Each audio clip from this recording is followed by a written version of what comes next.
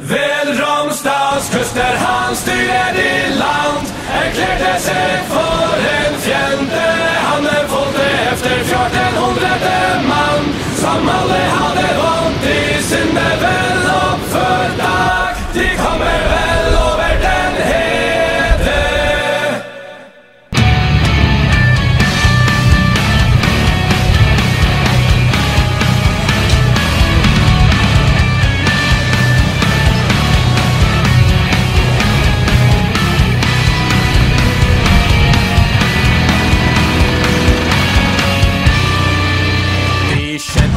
Rette var de kom frem. All folket rett manne de krenke. Alltingen sa